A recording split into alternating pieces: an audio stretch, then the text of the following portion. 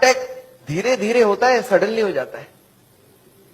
Suddenly हो जाता है, सडनली। अभी का भी हो गया हार्ट अटैक, 5 मिनट पहले मिला, 5 मिनट बाद खत्म हो गया, हार्ट अटैक हो गई। कैसे हो जाता है आपको याद है? अब देखिए एक बार। अच्छा, एक आदमी हार्ट का पेशेंट है, उसकी कितनी ब्लॉकेज है? 80 ब्लॉकेज है, उसको हार्ट अटैक करना, 100 ब्लॉकेज ले जाना है। कितने साल बाकी है अभी इसको? 10 साल बाकी है। पता चला 10 मिनट बाद हार्ट अटैक हो गया। एक आदमी तो हार्ट का पेशेंट ही नहीं है, उसकी ब्लॉकेज 60 है, 60% ब्लॉकेज है, वो हार्ट का पेशेंट भी नहीं हो तो दौड़ सकता है। अच्छा, उसको कितने साल लगेगा अभी हार्ट अटैक करने? 60 है, 100 जाना है, 40% बाकी है, 20 इयर्स बाकी है अभी। पता चला 20 मिनट बाद हार्ट अटैक हो गई। कैसे हो जाएगा हार्ट अटैक? आपको याद है एक पर्दा आपने बताया था हमने, ब्लॉकेज के ऊपर एक मेम्ब्रेन होता है, वो मेम्ब्रेन बर्स्ट कर जाता है। This is what heart attack is. देखिए आपको समझ आता है कि नहीं? ये 20% ब्लॉकेज है, दिख रहा है मेम्ब्रेन ब्लॉकेज के ऊपर। ये 40% ब्लॉकेज है, मेम्ब्रेन यहाँ पे है अभी। ये 60% 70% ब्लॉकेज है, मेम्ब्रेन अभी भी है। और मेम्ब्रेन स्ट्रेच कर रहा है कि नहीं कर रहा है? करते करते एक दिन क्या होगा? मेम्ब्रेन बर्स्ट कर जाएगा, membrane will rupture, membrane will snap, membrane will burst. और जैसे ही मेम्ब्रेन बर्स्ट करेगा क्या होगा? यहां से केमिकल यहां आएगी और यहाँ पे खून जा रहा है, इस खून में क्या होगा? ब्लड केमिकल मिलेगा और केमिकल मिलते ही ब्लॉकेज हो जाएगी 100%। This is called heart attack. 100% blockage कितने देर में बना? 5 मिनट में। 0 से 80 आने लगा था 40 साल, और 80 से 100 आने में 5 मिनट्स, 2 मिनट्स। अब एक बात बताइए, हार्ट अटैक को रोकना कैसे है? आपका दिमाग क्या बोल सकता है? मैं आपको समझाता हूं। एक एग्जांपल सोच लीजिए। एक नोट का गड्डी है, नोट का गड्डी समझते हैं? नोट की गड्डी में रबर बैंड लगा है, मैं हर दिन उसमें नोट घुसाए जा रहा हूं, और जब रबर बैंड टाइट हो गई तो आपको मैंने पूछा क्या करूं कि रबर बैंड ना फट जाए, तो आप क्या जवाब देंगे हमको? नोट घुसाओ मत। आप ये पूछेंगे सर अभी तक रबर बैंड फट गया क्या? मैं बोले नहीं, अभी तक नहीं फटी है। आप बोलिए एक काम करना, कल से नोट घुसाना मत, देखना फटेगा नहीं। ये काम बात ठीक लग रहा है कि नहीं लग रहा है आपको? घुसाना बंद करो। और मैं एक स्टेप और आगे जाता हूं कि कुछ नोट निकाल लो कि रबर बैंड ढीला हो जाए। अब फटने का क्या चांस है? एकदम नहीं है। एंड यही बात मैं हार्ट के पेशेंट को समझाता हूं। मैं बोलता देखो अभी जहां तक चले गए चले गए, अब आप ब्लॉकेज को बढ़ाओगे तो एक ना एक दिन हार्ट अटैक होगा। कब होगा हम नहीं जानते, पर कभी ना कभी हो सकता है। आज 80 है, मालूम नहीं 90 में पर्दा फट जाए। ये पर्दा कब फटेगा हमको नहीं मालूम है। हर आदमी का पर्दा अलग अलग है, हर आदमी की मेम्ब्रेन अलग अलग स्ट्रेंथ की है। अब कब फटेगा नहीं मालूम, पर एक बात पक्का मालूम है कि आज से नोट घुसाना बंद कर दिया तो फटने के चांस कम हो जाएगा। और कुछ नोट निकालना चालू कर दिया तो आपको क्या लगता है, लॉजिकल बात हो रही है कि नहीं? वो जो कारण है ब्लॉकेज का उसको हटाओ और बॉडी में सप्लाई फैट का बंद करो। अब हार्ट अटैक का chance is almost nil, almost nil. और यही बात मैं हार्ट के पेशेंट को समझाता हूं। आपको क्या लगता है, सही हुआ कि नहीं हुआ? कॉमन सेंस के बात यही बोलता है कि नहीं? ब्लॉकेज का कारण को हटाओ और खत्म करो बात। तो ये है हार्ट अटैक रोकने का उपाय। मैंने देखा है बहुत सारे पेशेंट ये करते नहीं है, वो खाना पीना गलत खाते रहते हैं, दवाइयां खाते हैं। कार्डियोलॉजिस्ट को पूछ भी लेते हैं कि डॉक्टर साहब मैं आपसे दवाई ले रहा हूं तो आपके अंडर में हो गया ना? डॉक्टर बोलता है हाँ मेरे अंडर में हो। बोलता है डॉक्टर साहब कभी हार्ट अटैक हो जाए तो आप कहां मिलोगे? मैं अभी ब्लॉकेज बढ़ा रहा हूं, आप सिर्फ हमको बताओ हार्ट अटैक के वक्त आप। अच्छा, कार्डियोलॉजी भी बड़ा खुश रहता है, बोलता है मेरा मोबाइल नंबर रखना, जब भी हार्ट अटैक हो मुझे इन्फॉर्म करना और मैं आपको बताऊंगा कहां पहुंचना है, और मैं भी वहीं पहुंचूंगा, फिर आपको बचाने की पूरी कोशिश करूंगा। पर हार्ट अटैक के बाद, हार्ट अटैक के पहले करने का कुछ जरूरत? आपको क्या लगता है, सही बात हो रहा है गलत हो रहा है? अरे हार्ट अटैक के पहले ही रोक लो ना कि हार्ट अटैक। पर मैंने देखा आजकल ऐसा ही कुछ हो रहा है। Anyway I don't want that. अच्छा एक बात बताइए, ये जो पेशेंट है जिसका ब्लॉकेज बढ़ रहा है, ये सब जानता भी नहीं है क्या क्यों ब्लॉकेज बढ़ रहा है। कार्डियोलॉजिस्ट के पास जाए तो उसको बता देना चाहिए कि नहीं किस लिए ब्लॉकेज हो रहा है। अच्छा, अगर हार्ट के हॉस्पिटल में आप चले जाएं तो वो लोग भी यही सब बात करेंगे ना आपसे? क्या लगता है, हाँ या ना? वो लोग क्या बात करेंगे? उनके पास 2 प्लान है, एक है बाईपास सर्जरी और एक है एंजियोप्लास्टी। अच्छा, इतनी कॉमन सी बात है ब्लॉकेज का कारण को रोको, वो इसको नहीं बता के बाईपास एंजियोप्लास्टी क्यों बोल रहे हैं? आपको क्या लगता है? आगे पहले कॉमन बात बताओ, फिर तो बाईपास सर्जरी एंजियोप्लास्टी की बात करते हैं। वो लोग चाहते नहीं है ये सब ज्यादा, वो बोलते हैं भाई हमारी बाईपास की काम अच्छी। अच्छा, वो लोग कैसे ले जाते होंगे आपको उस तरफ, मैं आपको समझाना चाहता हूं कैसे ये सिस्टम बन गया कि वो बाईपास एंजियोप्लास्टी की तरफ चले जाते आदमी। मैं आपको समझाता हूं। एक आदमी है, ऑर्डिनरी आदमी है, खाने में खूब चर्बी खाता है, उसको क्या मालूम इससे ब्लॉकेज होता है, सिगरेट उगरेट पी रहा है। एक दिन चलते चलते वो देख रहा है जब मैं स्पीड लेता हूं मेरे को यहां पे दर्द हो जाती है, फिर मैं रुक जाता हूं, दर्द ठीक हो जाती है। कितनी ब्लॉकेज है? 80। चलने में स्पीड लेते ही दर्द हो रहा है, जब वो दादर चढ़ता है, सीढ़ियां चढ़ता है, उसको दर्द होता है। तो कितनी ब्लॉकेज हो गई? 80। अच्छा, वो बताएगा क्या किसी को? सोचता है कि अभी तो मैंने फील किया है, अगर घर में जाके बता दूंगा घर वाले परेशान हो जाएंगे। एक तो ऐसे ही वो परेशान है, इतने सारे कॉम्प्लिकेशन है घर पे, और मैं ये भी बता दूं तो झंझट हो जाएगा। बताता नहीं है। कितने दिन तक नहीं बताता है? 2, 4, 6 महीने तक वो खींचता रहता है। क्या करता है? जब भी स्पीड लेने का काम होता है बोलता है मैं धीरे धीरे जाऊंगा, आप छोड़ दो, जाने दो। जब दादर चढ़ना होता है तो धीरे से चढ़ता है, सामान उठाना होता है नहीं उठाता है, पर धीरे धीरे पता चल जाता है। एक दिन वाइफ बोलती है आप स्पीड में चलिए, पेशेंट बोलता है मेरे से स्पीड नहीं चला जाता है। बोला क्यों? बोलता मेरे को यहाँ दर्द होती है। वाइफ बोला आपने कभी बताया नहीं? बोलता नहीं, वो तो थोड़े दिन से हो रहा है ना, कुछ दिनों से। वाइफ अब छोड़ देगी वाइफ या नहीं छोड़ेगी? वाइफ बोलती है चलो कल डॉक्टर के पास जाएंगे। तो लोकल कार्डियोलॉजिस्ट के पास पहुंच गए। अच्छा, लोकल कार्डियोलॉजिस्ट को जाके बता दिया कि डॉक्टर साहब जब मैं स्पीड लेता हूं तो यहाँ पे छाती में दर्द हो जाता है, फिर रुकता हूं ठीक हो जाता है। अच्छा, उनको कुछ आइडिया लग जाएगा? वो ईसीजी करके देखते हैं, उसमें कुछ नहीं आता है। पेशेंट बोलता है सर ईसीजी में नहीं आएगा, आप चला के ईसीजी लीजिए तब आ जाएगा। उसको मालूम है चलने से दर्द होता है, तो डॉक्टर स्ट्रेस टेस्ट कराता है, उसमें खराबी आ गई। अब इसका मतलब क्या हो गया? हार्ट की बीमारी है या नहीं है? ऑलमोस्ट पक्का हो गया। अब कार्डियोलॉजिस्ट क्या बोलते हैं? बोलते देखो आपको हार्ट की बीमारी हो गई है। पेशेंट घबरा जाता है, बोलते सब क्या करूं? बोलते एक काम करो, मैं एक हॉस्पिटल का नाम लिख के देता हूं, उसमें चले जाओ, और एक कार्डियोलॉजिस्ट का नाम लिख के देता हूं, उसके पास चले जाना, और वहां पे वो जाके एंजियोग्राफी करेंगे, उससे पता चलेगा ब्लॉकेज है या नहीं है, और उसके बाद वो बाईपास सर्जरी, एंजियोप्लास्टी जो भी बोलेंगे वो सब करवा लेना। पेशेंट बोलता है इसका मतलब वो सब करा लो। बोला हाँ, जो भी निकलेगा उस हिसाब से करा लेना। पेशेंट बोलता है सर और कोई बात? बोला एक काम कर देना, मेरा उनको बता देना मैंने ही आपको वहां पे भेजा है। अच्छा, इसका भी कुछ फायदा है ना? अच्छा, अब आप कहां चले गए नेक्स्ट डे? पेशेंट पहुंच गया हार्ट के हॉस्पिटल में, कार्डियोलॉजिस्ट को बता दिया कि मैं स्पीड लेता हूं, मेरे को छाती में दर्द होता है। कार्डियोलॉजिस्ट को कुछ समझ आ गया क्या? उनको बहुत अच्छे से समझ आ गया, एक नया पेशेंट आ चुका है। अच्छा, वो बोलते नहीं ऐसा, वो क्या बोलते हैं? वो बोलते हैं मेरे को डाउट है ये ब्लॉकेज है या नहीं है। अच्छा, पेशेंट खुश हो जाता है। पेशेंट बोलता है वो डॉक्टर तो मेरे को डरा ही दिया था, बोलता हार्ट की ब्लॉकेज है, और ये बड़ा डॉक्टर ये बोलता है मेरे को डाउट है। पेशेंट बोलता है मेरे को हार्ट की बीमारी हो ही नहीं सकता। अरे मैं कभी कोई गलत काम किया ही नहीं, सिगरेट तो बहुत लोग पीते, मैं भी पीता हूं, और चर्बी उर्बी तो बहुत लोग खाते, मैं तो थोड़ी बहुत ही खाता हूं। तो पेशेंट क्या सोचता है कि कुछ निकलेगा तो नहीं, डॉक्टर ठीक ही बोल रहा है, कुछ मिलेगा ही नहीं। पेशेंट बोलता है सर कोई उपाय है, पता चल जाए ब्लॉकेज कितना है। कार्डियोलॉजिस्ट बोलते हैं बस एक एंजियोग्राफी कर लेते हैं, आपको देख लेते हैं है या। अच्छा, पेशेंट मान जाएगा नहीं मान जाएगा? पेशेंट बोलता है सर कोई भी टेस्ट हो मैं तैयार हूं, आप बोलो क्या क्या कराना है। बोलते नहीं, आपको एडमिट करके आपके अंदर एक तार घुसाएंगे और उसमें जान भी जाने की चांस है। अच्छा, पेशेंट फिर भी नहीं चाहता है कुछ, तो बोलते बिना तार घुसाए कुछ कर लीजिए ना, पता करना है ना ब्लॉकेज, कर लीजिए आप। कार्डियोलॉजिस्ट बोलते हैं एंजियोग्राफी बिना कुछ नहीं पता चलेगा। अच्छा, एंजियोग्राफी हो जाएगा नहीं हो जाएगा? एंजियोग्राफी हो जाता है। पेशेंट बोलता है चलो एक बार करा लेते हैं, फिर घर जाके सोचेंगे ब्लॉकेज मिल तो जाए, देखे तो सही कितना है, फिर जाके घर में। अच्छा, पेशेंट प्लान कर लेता है।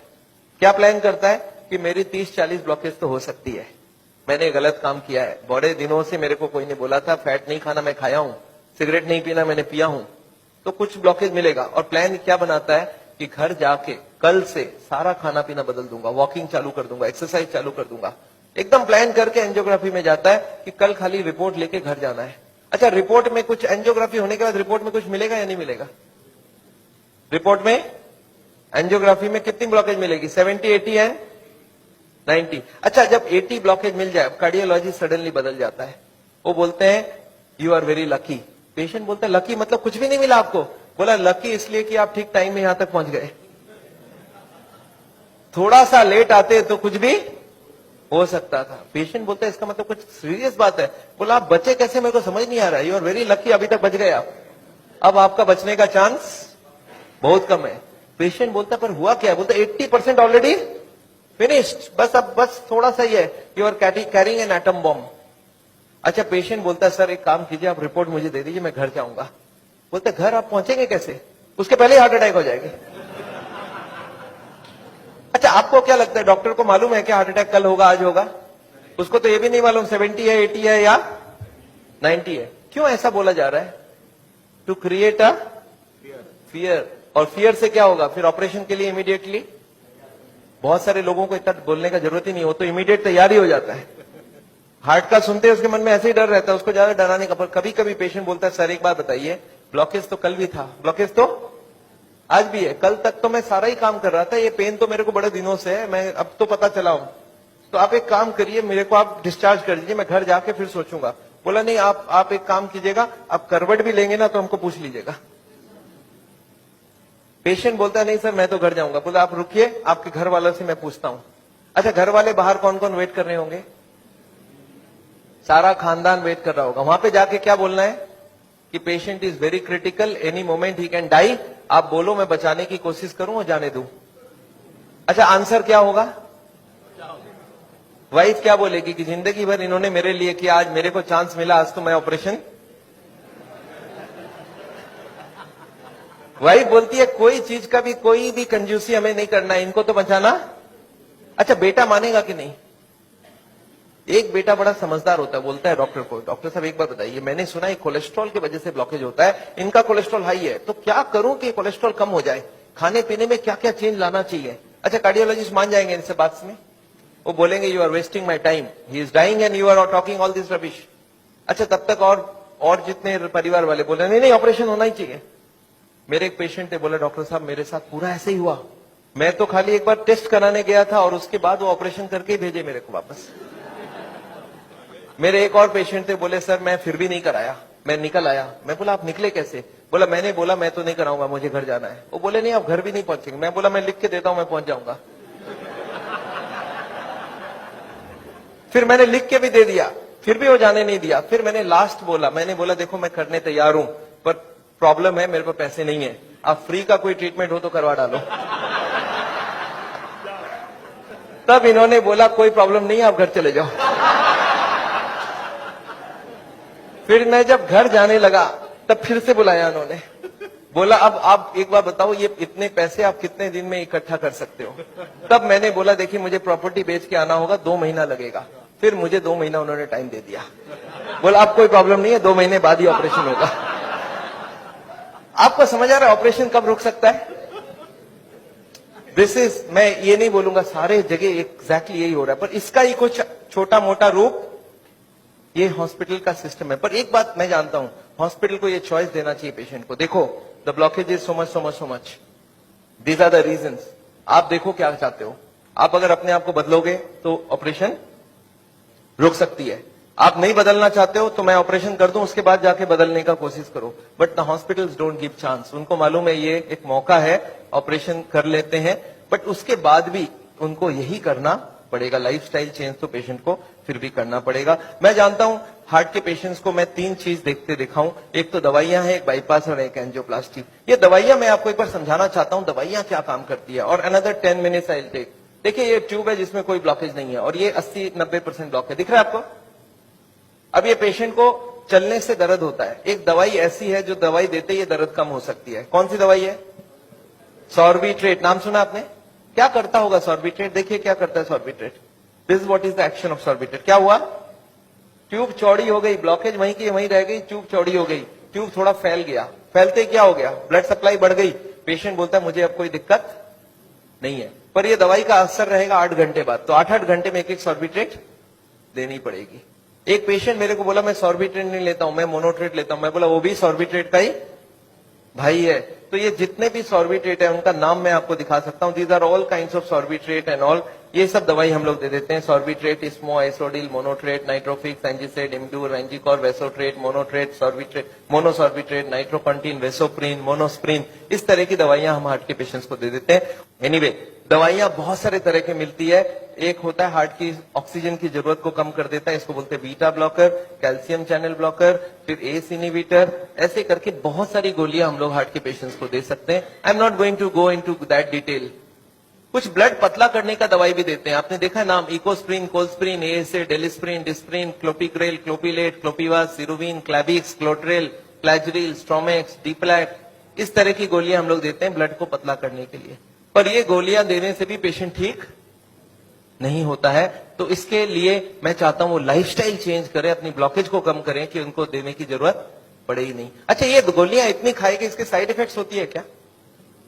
अगर साइड इफेक्ट होती है कॉन्स्टिपेशन, तो कॉन्स्टिपेशन की और गोली दूंगा, और एसिडिटी हो जाए तो एसिडिटी की गोली दूंगा, और नींद ना आए तो नींद की गोली दूंगा। अच्छा बताइए, बीमारी ठीक हो रहा है कि नहीं हो रहा है? आई एम नॉट कीन, मैं जानता हूं दवाई आज जरूरत है, पर कल दवाई की जरूरत ना हो उसका बंदोबस्त करना बहुत जरूरी है। इसके बाद चलते हैं, ये एंजियोग्राफी क्या चीज है। हॉस्पिटल में जाते हैं, एंजियोग्राफी करते हैं, और ये एंजियोग्राफी मुझे पसंद क्यों नहीं है मैं आपको बताना चाहता हूं। This is what is the problem with angiography. एक तार आपके पूरे बॉडी को स्क्रैच करके हार्ट तक लेके जाना है। ये तार यहां से जो घुसेगी, 1 metre wire is inserted into the body till it reaches the heart. It is a blind procedure. Blind मतलब क्या? आप घुसा दो, ये अंदर जाती जाएगी, और अगर अटक गई तो वापस खींच के फिर से ट्राई करना होगा। मतलब वो अंदर स्क्रैच करेगा ही करेगा, पूरे बॉडी को स्क्रैच करती है। और लिखवा लेते हैं कि अगर हार्ट अटैक हो गया तो मेरी कोई जिम्मेवारी नहीं है, और ये पूरे बॉडी को ये पंक्चर भी कर सकता है। मैंने ऐसे ऐसे पेशेंट देखे हैं कि एंजियोग्राफी के वक्त ही डेथ हो गई। एंजियोग्राफी में पैर को काटना पड़ा अल्टीमेटली, क्योंकि वो पैर की ट्यूब को डैमेज कर दिया। तो एंजियोग्राफी मैं नहीं चाहता हूं। और उसके बाद क्या होगा? इनएक्यूरेसी अबाउट द रिपोर्ट, और उसके बाद pressure from the cardiac doctors for the next operation. Patient को लगता है मेरे को इमरजेंसी हो गया, बट इमरजेंसी प्रिसिपिटेट कराया जा सकता है। एनीवे, ये एंजियोप्लास्टी जो है, ये दो ऑपरेशन, दो चीज वो लोग करते हैं, एक एंजियोप्लास्टी, एक बाइपास सर्जरी। मैं एंजियोप्लास्टी 2 मिनट आपको समझाना चाहता हूं। What is this angioplasty? एक स्टेंट लगाते हैं, सुना आपने नाम? एक रिंग लगा देते हैं हार्ट में। What is this? Let me explain what is this. पिछले 20 साल में ये जो एंजियोप्लास्टी है, ये बार बार फेल किया और बार बार इसको सक्सेस बताया गया। पहले आई थी बैलूनिंग, बैलून एंजियोप्लास्टी। उसके बाद बहुत सारे तरह के एंजियोप्लास्टी आई, ऑर्डिनरी स्टेंट आई, फिर गोल्ड स्टेंट आई, फिर रोटा ब्लेडर आया, रेडियो एक्टिव स्टेंट आई, लेजर एंजियोप्लास्टी आई, आजकल चल रहा है ड्रग कोटेड स्टेंट। पर ये सारे के सारे फेल हुए हैं। क्यों फेल हुए, एक बार समझाना चाहता हूं। देखिए, ये बैलूनिंग क्या चीज है? याद है आपको? एंजियोग्राफी के वक्त तार अंदर घुसाई थी, वो कहां तक गई थी? हार्ट तक, यहां तक तार आई थी। इस तार के ऊपर ये बैलून होता है। इस तार को थोड़ा सा धक्का मारते हैं। कभी कभी कार्डियोलॉजिस्ट तार को अंदर रख के बाहर आ जाते हैं, आके बोलते हैं देखो तार अंदर है, बोलो तभी खोल दूं। आप बोलते चलो खोल दो, कितने लगेंगे? 2 लाख लगेंगे। 2 लाख दे दिया। अब ये तार को ये लोग धक्का देते हैं थोड़ा और, तो तार की जो बैलून है ये बीचों बीच आ जाती है ब्लॉकेज में। अब इस बैलून में पानी डालना होता है। ये बैलून ऐसा होता है, इसमें पानी डालते ही बैलून फूल जाती है। अच्छा, पानी कैसे डालेंगे? आपने होली में बैलून फुलाया एक सिरिंज से? सिरिंज में पानी ले लो, सिरिंज को दबा दो तो बैलून के अंदर पानी घुस जाए। तो बाहर से सिरिंज से पानी डालेंगे तो बैलून क्या होगा? फूल जाएगी। फूलते ही ब्लॉकेज कहां गई? साइड में दब जाएगा, ऊपर कंप्रेस्ड हो जाएगी, नीचे कंप्रेस्ड हो जाएगी। अच्छा, ये बैलून को जब पानी निकाल लेंगे तो क्या होगा? बैलून को वहां पे 2-4 सेकंड से ज्यादा नहीं रख सकते, क्योंकि हार्ट अटैक हो जाएगी, 100 हो जाएगी ब्लॉकेज। तो बैलून में पानी डाला और सिरिंज से वापस पानी खींच लिया। जैसे ही पानी खींचा, बैलून वापस चिपक गई, तार को पकड़ के बाहर निकाल लिया। Angioplasty over. आपको समझ आ रहा है क्या करना पड़ा? ये तार यहां थी, इसी को थोड़ा आगे किया, बैलून डाल, पानी निकाल लिया और ब्लॉकेज वापस। अच्छा, ब्लॉकेज वापस आ जाएगी नहीं आ जाएगी इसके बाद? क्या लगता है आपको? This is elastic. इलास्टिक समझते हैं आप? ये लोहा या पत्थर नहीं है, इलास्टिक है। और जैसे ही बैलून निकाल लिया, ब्लॉकेज वापस आने लग गई। थोड़े साल बाद यही कार्डियोलॉजिस्ट मान गए बैलूनिंग काम की नहीं है। पहले क्लेम किया था बैलूनिंग एक बार कराओगे जिंदगी भर चलेगी, फिर मान गए काम की नहीं है। फिर क्या हो गया? फिर वो बोले इसमें स्टेंट लगाना होगा। What is this stent? Look at this, this is the blockage. दिख रहा है आपको येलो कलर की? और इसके अंदर एक बैलून डाल दिया। आपको दिख रहा है ब्लैक कलर का बैलून? बैलून में पानी डाला तो ब्लॉकेज कहां चलेगी? साइड में आ गई। जब बैलून निकाल लेंगे तो ब्लॉकेज वापस आएगी। तो यहाँ पे एक स्प्रिंग लगा देते हैं। ये स्प्रिंग क्या काम करेगा? ब्लॉकेज को आने से रोक देगा। आपको समझ आ रहा है स्प्रिंग का मतलब क्या है? अगर स्प्रिंग डाला गया, इसका मतलब क्या है? कि ब्लॉकेज वापस आ रही थी। इसका मतलब पहले वाला जो क्लेम था वो गलत था कि बैलूनिंग करा लो, ठीक रहा। इसके बाद ये जो स्टेंट लगी, स्टेंट का एक मेजर प्रॉब्लम है कि इसके अंदर से ब्लड जाएगी, और फॉरेन बॉडी के अंदर ब्लॉकेज बहुत जल्दी होती है। ये देखा गया है स्टेंट में 6 महीना 1 साल में सारे ब्लॉक आ जाती वापस। और ये जब वापस आने लगी तब इन्होंने थोड़े दिन तक तो बोला नहीं आती है। थोड़े दिन बाद इन्होंने बोला कि नहीं, ये स्टेंट तो खराब होगी क्योंकि ये ऑर्डिनरी स्टेंट है, इसमें एक मेडिकेटेड स्टेंट देना होगा। वो दवाई में डाल के स्प्रिंग को निकाल लेंगे, अब बहुत बढ़िया हो जाएगा। तो ड्रग की कोटिंग चल जाए। आपने देखा है चांदी के गहने में सोने की कोटिंग चढ़ाते हैं, तो वो स्प्रिंग के ऊपर कोटिंग चढ़ा देते हैं। और वो कोटिंग चढ़ा के लगा दिया, पर इसके बाद भी ये फॉरेन बॉडी ही रही, इसमें वही का वही रिजल्ट आया है। अभी लेटेस्ट है कि 66% people with in 1 year will come back with a reblockage. इसके बाद है बाईपास सर्जरी। एक बहुत बड़ी सर्जरी होती है। देखिए बाईपास सर्जरी मैं इसलिए नहीं चाहता हूं, एक बहुत बड़ा सर्जरी है। एक पूरे चेस्ट को काटो और इसको काट के, इसको चाकू से नहीं कटेगा, इसमें आड़ी से कटेगी। आड़ी समझते हैं आप? आपने मार्बल फिटिंग के वक्त एक देखा गोल चक्का लेके घूमते हैं, ऐसा एक लगा के ये पूरा खुलेगी। इसको अंदर से ऐसे जैक करके ऐसे खोलेगा, अंदर में हार्ट को रोक के उसमें ऑपरेशन होगी। और हार्ट को रोकेंगे तो एक मशीन से पूरे बॉडी को ब्लड जाएगा, इसको बोलते हैं हार्ट लंग मशीन। उसमें कुछ ब्लड डाल के उससे चलाना होगा। And during this time the operation has to take place, but this operation is very complicated. Luck अच्छा हो तब ठीक है, नहीं तो कुछ ना कुछ कॉम्प्लिकेशन रहती है, बहुत सारे लोगों की जान भी जाती है। पर ऑपरेशन के बाद क्या होगा, ये देखिए ऑपरेशन के बाद क्या होगा। ये ट्यूब जो ब्लॉकेज है वो यहीं रह गई, उसके जगह नई ट्यूब लग गई। तो ये ब्लॉकेज के जगह नई ट्यूब लग गई तो क्या हो गया, बाईपास हो गया। पर ये नई ट्यूब में फिर कभी ब्लॉकेज आएगा कि नहीं, आपको क्या लगता है? ये नई ट्यूब में फिर से ब्लॉकेज आती है। अच्छा अब तो 40 साल बाद ही आएगी ना, पिछले बार कितने साल लगी थी आपको याद है? देखिए एक वाई का जवाब सोच के देखिए, ओरिजिनल ट्यूब में कितने साल में ब्लॉकेज हुई थी? 20 से 40 साल। तो कितनी स्पीड रही? 2 से 4%, 6% पर ईयर। और एंजियोप्लास्टी के बाद अगर 2 साल में वापस रीब्लॉकेज होती है तो कितने साल हो गई? 40% पर ईयर। और बाईपास के बाद अगर 5 साल में रीब्लॉकेज आती है तो 20% पर ईयर। जो ट्यूब ओरिजिनली 2% की ब्लॉकेज कर रही थी वो अब ऑपरेशन के बाद उसकी स्पीड क्यों बढ़ गया? क्योंकि अब वो ओरिजिनल नहीं रहा। हमारी बॉडी को जब तक ओरिजिनल रखो तब तक अच्छी बात है। हमारे प्राइम मिनिस्टर ने भी 2 बाईपास कराई है, एंजियोप्लास्टी 5 स्टेंट लगाई है। पर मैं जानता हूं उसके बाद भी तो फिर से कराना पड़ा। एक बार कर लिया, दूसरी बार कराया, कब तक करा सकता आदमी? और मैं जानता हूं बॉडी में एक बार कॉम्प्लिकेशन कराना, उनके लिए तो चलो बहुत बड़ा टीम लगेगा। हर आदमी के लिए इतनी बड़ी टीम नहीं भी लग सकती है और इतना बड़ा ऑपरेशन नहीं भी कर सकते ठीक से। पर मैं जानता हूं अगर ऑपरेशन बिना ही हमारी काम बन जाए, अगर हम लाइफस्टाइल को ही चेंज करके कर सकते हैं तो हम ऑपरेशन क्यों करवाएं? And this is what is the contention. Nevertheless मैं हार्ट के पेशेंट को एक ही चीज समझाता हूं कि ब्लॉकेज अगर रिवर्स करना है तो उसके लिए थोड़ा आपको एक्यूरेसी करना होगा। What is this accuracy? You understand? This is the accuracy. इस पिक्चर को आपने देखा है, इसमें एक्यूरेसी लिखा है। कितना एक्यूरेसी है इसका मतलब? मैं आपको समझाता हूं। ये एक ड्रम है, ये ड्रम में मैं पानी भरना चाहता हूं और इसमें 15 छेद है। आप बताइए कितनी छेद बंद करने से ड्रम भरेगी? याद है 15 कारण है। अब इसमें से कितने को कंट्रोल करूं कि ड्रम भर जाए? सारे को करना होगा। अच्छा मैं हार्ट के पेशेंट्स को क्या देखता हूं, उनको कुछ मालूम भी नहीं है इसके बारे में। वो क्या बोलते हैं, मेरा कोलेस्ट्रॉल कंट्रोल है, ट्राइग्लिसराइड ज्यादा है, शुगर कंट्रोल है, बीपी ज्यादा है। मैं बोला ऐसे नहीं चलेगा, सारे होल बंद चाहिए मुझे। बोलते मैं थोड़ा थोड़ा करूं तो कैसा चलेगा?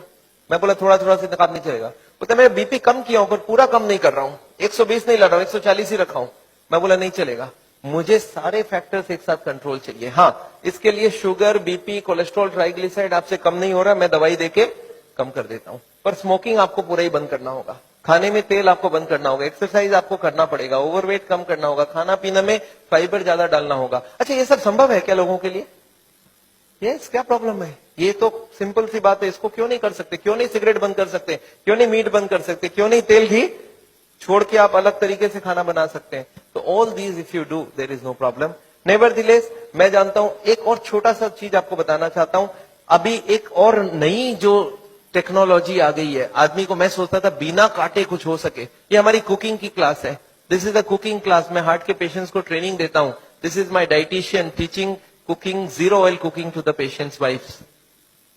मैं हार्ट के पेशेंट्स को योगा सिखाता हूं। मैं बोलता हूं कैसे भी करो, योगा करो, आप योगा करने की बहुत जरूरी है। उसके साथ उनको क्या करना चाहिए, क्या नहीं करना चाहिए, कितनी सामान उठानी चाहिए, गाड़ी चलानी चाहिए, स्कूटर चलाना चाहिए, ऑफिस जाओ तो क्या प्रिकॉशन लो, दादर चढ़ो तो क्या प्रिकॉशन लो, आगे कौन सी योगा करो, कब तक करो, कौन सी मेडिसिन लो, कब तक लो। एंड फॉर दिस हाँ मैं एक मैगजीन भी निकालता हूं, इसका नाम है साउल टाइम्स। ये मैगजीन मैं हर महीने निकालता हूं, दिल्ली से निकलती है, हिंदी और इंग्लिश में। अच्छा आपको एक फॉर्म दिया गया है क्या? ऐसा देखिए तो, have you got a form like this? ये फॉर्म में अगर आप अपने नाम एड्रेस भर के देंगे तो आपको ये मैगजीन आगे आपको मिलता रहेगा हर महीने। हिंदी में इंग्लिश में दोनों में मैगजीन है। और इसके साथ एक छोटा सा और क्वेश्चन ये रखा है कि यहां पे अगर हम लोग ऐसा कोई कैंप करवाएं, So how many people will be interested to join such a camp? एक दिन का या 2 दिन का ऐसा एक कैंप अगर हम करवाएं तो कोई इंटरेस्टेड हो तो प्लीज फिल इट अप. मेरे को लोग बोलते हैं डॉक्टर साहब इतनी सारी बातें अगर कैसे याद रखूंगा. मैंने बहुत मोटी मोटी किताब लिखी है. आदमी बोलता है सर छोटा सा कुछ दीजिए ना कॉपी. तो मैंने एक ऐसी किताब बनाई है जिसका नाम है पॉकेट गाइड. एक 30 रुपीज की किताब है. कोई 2 घंटा बैठ के पढ़ ले तो जितनी बातें मैंने बताई है सब इसमें लिख के रखा है. So this book I have brought over here. मेरे ख्याल से बाकी बुक्स तो मैं नहीं ला सकता हूं क्योंकि hundreds of books are there. तो मैं ये बुक लाया हूं. कोई को लगता है कि मैं पढ़ना चाहता हूं और कोई को पढ़ाना चाहता हूं. हार्ट के पेशेंट को जरूर पढ़ाइए. 30 रुपीज की गिफ्ट होती है. You can give it to anybody and they will learn things from the book. तो ये बहुत जरूरी है. मैं जानता हूं, मैं ये मैगजीन पिछले 10 साल से रन करता हूं and it is gone all over the world. मैं एक नई टेक्निक आपको इसी वक्त बताना चाहता हूं. There is a new machine which has come which can open the collaterals. देखिए कोलैटरल्स का क्या मतलब है. ये ब्लॉकेज है. बाईपास सर्जरी में क्या करते हैं, एक नई ट्यूब लगा देते हैं. इसमें क्या करते हैं, जो हार्ट की ये ब्रांच है और ये ब्रांच है इनको जोड़ देते हैं आपस में. And there are so many small tubes. जो इसको जुड़ जाए तो ब्लड यहां से आने लगे. ये जो छोटे छोटे ट्यूब है ये मैंने बोला था स्पोर्ट्समैन चालू करके रखते हैं. और स्पोर्ट्समैन चालू कर दिया तो क्या हो गया, उसके पास 2 सप्लाई हो गई. एक तो ये ओरिजिनल है और एक साइड वाली भी है. इसको बोलते हैं कोलैटरल. बैंक में आपने लोन लेते हुए देखा है कभी कोलैटरल्स बोलते हैं. कोलैटरल मतलब क्या, कि ये फेल हो जाए तो दूसरा कोई होना चाहिए. तो ये कोलैटरल्स भगवान ने हमें देके रखा है. ओरिजिनल तो था ही था, एक कोलैटरल भी देके रखा. कभी ये फेल हो जाए तो ये चालू करना. अच्छा ये अगर चालू हो जाए बिना ऑपरेशन के तो इससे अच्छा कुछ नहीं हो सकता. And this is a new machine, new technology which has कम. देखिए हमारे मेडिकल साइंस की टेक्नोलॉजी बिना कांटे वाली टेक्नोलॉजी है. ये देखिए ये ट्यूब्स है जिसमें कोई कोलैटरल्स चालू नहीं है और ये है ट्यूब्स के सारे कोलैटरल्स चालू हो गए. आपको समझ आ रहा है डिफरेंस दोनों के अंदर. ये जो छोटे छोटे कोलैटरल्स है ये हमारे सबके पास है और एक मशीन से इसको या तो स्पोर्ट्स करके चालू कर सकते हैं या तो एक मशीन से चालू कर सकते हैं. ये मशीन क्या करती है सोचिए. ये जैकेट्स लगा दिया हमने कफ में, थाई में, बटक्स में और सारे को एक साथ स्क्वीज कर दूं तो क्या होगा, इसकी ब्लड कहां जाएगी, बॉडी में ही रहेगी पर कहां जाएगी, ये हार्ट के तरफ जाके हार्ट की ट्यूब्स को धक्का देके प्रेशर देके इसको खोलेगी. ये प्रेशर 1-1 घंटे तक एक में इसको हार्ट के संग सिंक्रोनाइज करके दिया जाता है. सिंक्रोनाइज मतलब हार्ट जब पंप करे तो मशीन पंप नहीं करता है. जब हार्ट पंप करके रिलैक्स करने लगे, जब पूरी ब्लड वापस आती है तो वो स्क्वीज करके सारे ब्लड को एक साथ भेजा जाता है. And this goes on. ECG feed होती है कंप्यूटर को. And this machine we have seen now without bypass surgery. आदमी बोलता है मुझे इमीडिएट रिजल्ट चाहिए, तो without bypass this can work very well. तो इसको हम लोग बोलते हैं नेचुरल बाईपास. नेचुरल बाईपास समझ रहे हैं, भगवान ने ऑलरेडी नेचुरल बाईपास हमें दे के रखी है. स्पोर्ट्समैन चालू करके रखा है. तो आप हार्ट के पेशेंट हो, आप चालू करो, आपके पास कोलैटरल आ गई तो ओरिजिनल नहीं भी होगा तो भी काम चल जाएगी. और एक मैं जैसे ही एक और ट्रीटमेंट आई है जिसको हम लोग बोलते हैं बायोकेमिकल क्लीनिंग. ये अभी बहुत अच्छी रिजल्ट आ सकती है. कुछ केमिकल अंदर डाल के ब्लड में उसको अंदर से गला लिया जाए. जैसे किचन में आपने सुना नाली जाम हो जाए तो क्या करते हैं हम लोग, कुछ केमिकल डालते हैं अंदर से. तो ये केमिकल की भी ट्रीटमेंट आजकल चल रही है. बट अभी भी इसका रिजल्ट हर आदमी में सेम नहीं आता है. But result are still there. बहुत सारे ऐसे पेशेंट है जो 30-40% तक ब्लॉकेज इससे कम हो सकती है. नेवरदिलेस मैं समझता हूं मैंने बहुत सारा लेक्चर आपको दे दिया है. कोई ने मेरे को बोला था एक बार कि डॉक्टर साहब कभी भी किसी को आधे घंटे से ज्यादा लेक्चर मत दिया कीजिए. मैंने बोला क्यों, बोला आपने स्कूल उसके बाद दिमाग काम नहीं करता है. मैंने बोला क्यों ऐसा बोल रहे हैं, बोलता आपने स्कूल कॉलेज में देखा है कभी भी पीरियड्स 40 मिनट से ज्यादा नहीं रखते हैं, उसमें 5 मिनट आने जाने का वेस्टेज गिन लो, आधे घंटे ही चलेगा दिमाग. मैं बोला पर मैंने देखा आप टीवी देखते हो तो 2-3 घंटा देखते हो एक साथ. बोलते नहीं वो इंटरेस्टिंग हो तो देखते हैं. तो मैं जानता हूं आप हमारे साथ बैठे हैं 2 घंटे के लिए और आपको जरूर इंटरेस्टिंग लगा होगा. मैं फिर से धन्यवाद देना चाहता हूं ये हॉल को अरेंज जिन लोग ने किया उनको, श्री माफत लाल जी को जिन्होंने आपके लिए ये लेक्चर कराया है. और अगर आपको लेक्चर अच्छा लगा तो उनके लिए फिर से एक बार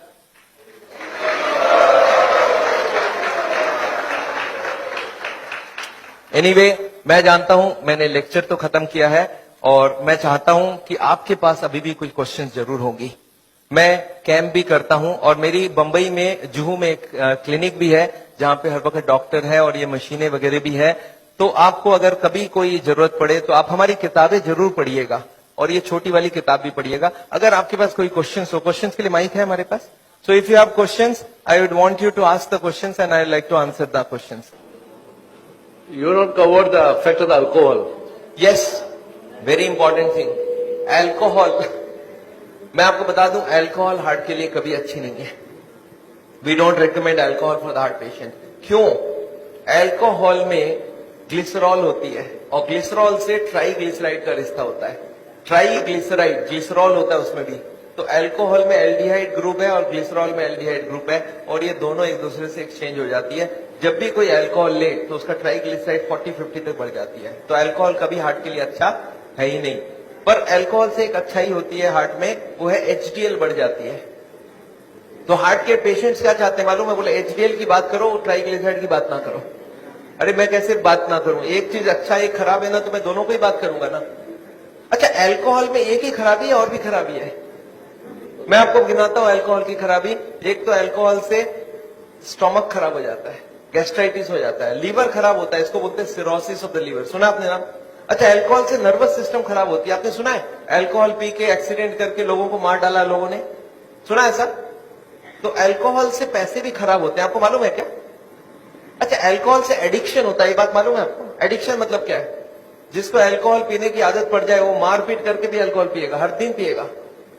एक आदमी मेरे को बोला, सर सबको ही नहीं होता ऐसा। मैं बोला, जो जो हो चुका है उसको जाके पूछो कि आप जब शुरू किए थे तब हर दिन पीते थे क्या? बोलते नहीं, मैं तो पहले एक ही बार पीता था, कभी जिंदगी में एक बार पिया पहली बार, फिर महीने में एक बार पिया, फिर हफ्ते में एक बार पिया, फिर हफ्ते में 3 बार पिया, फिर धीरे धीरे अब हर दिन पीने की आदत हो गया है। तो कौन गारंटी दे सकता है आप उसी एडिक्शन में नहीं जाओ?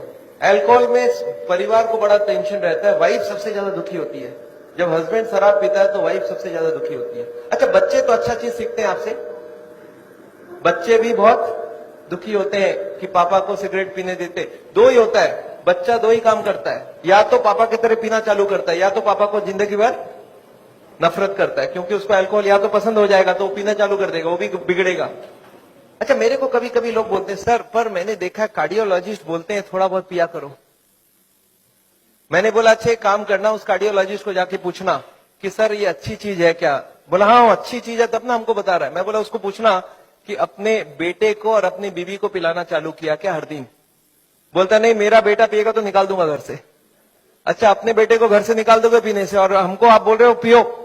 आपको क्या लगता है, लॉजिक बहुत अच्छी है कि खराब है? कोई भी कार्डियोलॉजिस्ट को यहाँ हाथ लगा के बोलिए कि हाँ ये अल्कोहल बहुत अच्छी चीज है, मैं अपने बच्चों को पिलाऊंगा, अपनी वाइफ को पिलाऊंगा, तब तो मैं मान जाऊं। कोई कार्डियोलॉजिस्ट तैयार नहीं है। पर पेशेंट्स के लिए घूस देना समझते हैं? घूस देना, ब्राइब करना समझते हैं? ब्राइब होने से बहुत काम हो जाता है। तो पेशेंट को ब्राइब देकर रखते हैं कि पेशेंट बोलेगा डॉक्टर मेरा बहुत बढ़िया है, सारा चीज अलाउ कर देता है। But very bad, alcohol is never good for the heart. या एनी मोर क्वेश्चंस?